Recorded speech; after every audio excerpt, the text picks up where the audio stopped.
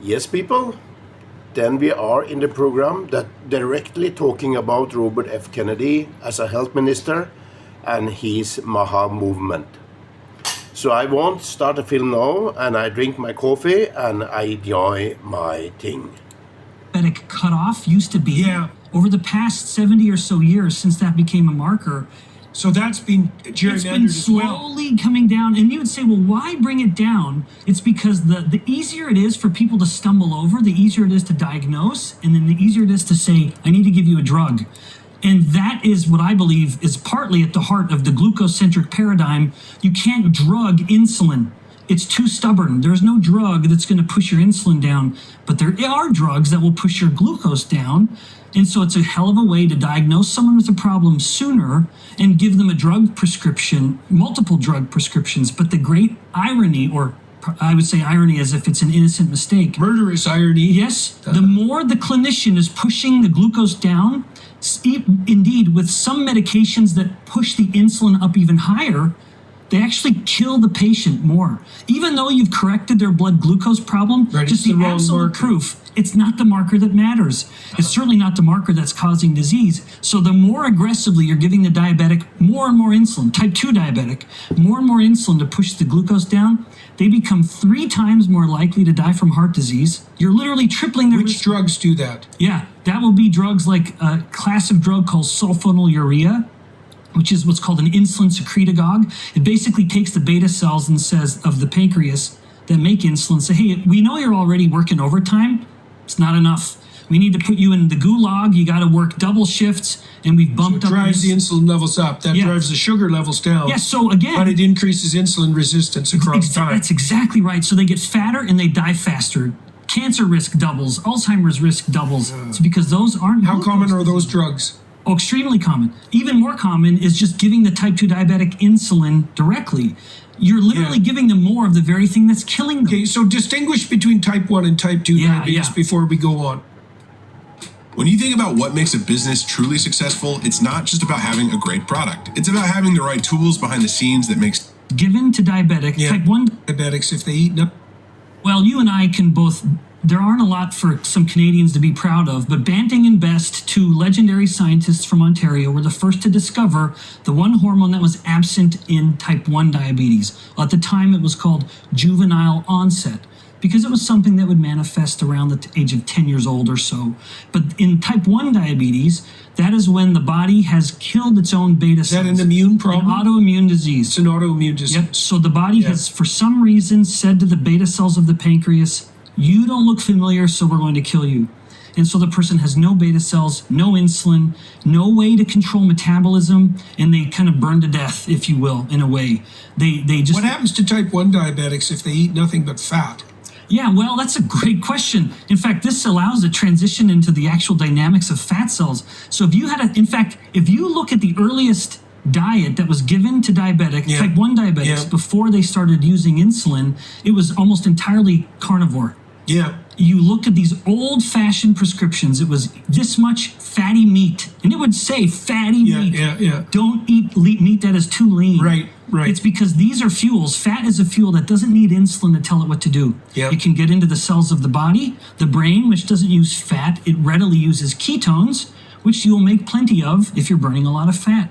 And so that would be the best way to ensure the type 1 diabetic lived as long as possible. But the great tragedy, when we discovered what was missing, Professors Banting and Best, by giving these patients insulin, that changed things. Now these people could live a long, happy life, but it shifted the paradigm, which was eat whatever you want and cover it with your insulin. This is a term any parent listening to this who has a child with type 1 diabetes will have heard this. Asinine advice.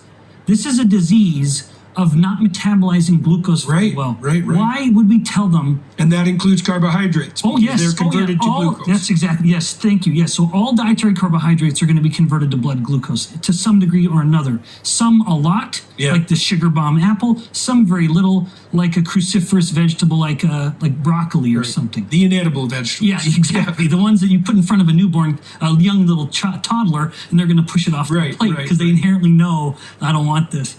Yeah, so the type 1 diabetic, what used to be a carnivore diet basically became the same standard high carb diet. But you look at these poor kids with type 1 diabetes, it is a life of constant fluctuations, the constant anxiety. And yet now we know in human studies what happens if you control the carbs, get them off the roller coaster. Sure enough, it flattens. It's a flat line, and their insulin dose just plummets. Yeah. And depending on how much you have to pay for insulin, that's a wallet-saving therapy. Let me summarize. So human beings have two metabolic pathways. The one that we relied on until very recently wasn't the carb pathway. That's really an emergency and windfall metabolic system. Quick burning, limited supply. Yep. Yeah, I mean, we have enough carbs to fast. Like truly, if a human was just relying on you don't even have to go that dramatic. You have someone fast for 24 hours, they've essentially burned through all of their mobilized carbohydrate storage, their glucose storage. That's done. It's gone. And in fact, that's going to coincide perfectly with ketogenesis, with the ramping up of ketones in the blood. So there's an additional, we'll go sideways here for a second. Well, there's an additional issue there that isn't well understood, as I understand it, that historically, again, over an evolutionary time span, there would have been lots of times when we had access to like no carbohydrates. Okay, so now, and maybe some of those times as well, to not much protein and fat. So just not much food. Okay, so what happens then? Well, you go into autophagy, right? So what happens is your body starts to digest its own tissues. Now, those could be fat, the fat, which would be fine because that's what it's there for. But if you go past that, then there are tissues that are starting to be digested, auto-digested, that aren't merely for storage, but the body has a hierarchy of self-consuming. So it consumes damaged tissue first, which is of course what it would do, because if it digested healthy tissue first, you would just die. So that's a stupid solution. Now, the advantage to digesting damaged tissue is that when you have access to food again, you regenerate.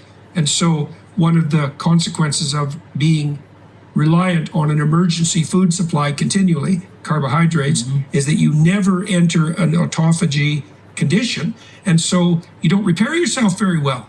Well, first of all, do you think that's true? I mean, I've looked into this, and it looks to me like a carnivore diet mimics autophagy, and maybe that's why they're effective. In fact, not only mimics, it enables it. Like, just to be clear, but you're touching on like this topic of longevity, which I have followed the modern. I don't want to hijack the question as you're framing it. Go ahead, hijack away. Okay, well, yeah, with longevity, you'd think, well, what is a metabolism scientist going to say? Everything. I have everything to say about longevity, because it is this process of the cell constantly wondering, how am I doing? Is it time to build or is it time to break? And one of the quirks of longevity or aging is that a cell actually needs to go through both. That I have looked with, and guess who decides whether it's building or breaking? Hormones. Right. Hormones. Yeah, well, life is optimized death, right? Well said. You have to die continually. The excess and everything excess about you and everything that's malfunctioning has to die in order for you to propagate yourself across time. So life isn't life. Life is a balance between growth and death. Right, so you want to optimize death. And you optimize death with autophagy, as far as I can tell. And the carbohydrate diet or a carnivore diet optimizes that, or can optimize it. Okay, so it takes you out of this emergency food supply that makes you fat. I want to ask you about insulin resistance now. Now, your insulin levels are chronically too high because you're eating too many carbohydrates. And tell me the mechanism for insulin resistance, and then tell me about its cascading effects so that we can understand the relationship between insulin resistance and diabetes and Alzheimer's disease and obesity and heart disease and cancer and pretty much everything is aging for that matter. Blindness, diabetic neuropathy, et cetera, et cetera. So let's walk through that. You eat too many carbohydrates, your insulin levels are chronically high. Insulin resistance follows. Then you get in. Okay, how does it follow? What happens? Yeah. Well, in fact, depending on it, so everything you just asked is so substantial that not only did I want to put it into a book, but even in a Peterson Academy course, it is an answer of about 7 hours or so. Yeah. But it is so relevant because again, it's the most common problem. So Yes, people. Why I'm sharing this with you in Thai language in the screen, it's because this is so important for you to understand the sugar problem, because the food pyramid and the carb is complete wrong. So if you listen to this program every episode 3 to 4 to 5, 6, 7, 8, 10 times, you will learn about what you can do by yourself. But don't be alone when you're stopping carb. Make sure you have family member or people around you, because this is not a joke, people. You have to get used to it and you have to understand what you have to do. The fat is a very good thing to make sure you have enough beef with fat, because then your insulin will not go in complete down. But listen to this program and go carefully. Drop down with carb if you have diabetic. Slowly. Take it good and use time to get rid of the carb. But do it very, very carefully. And of course, also talk with your doctor. If you say, doctor say, no, don't do that, then he don't know, and then you have to go and switch another doctor.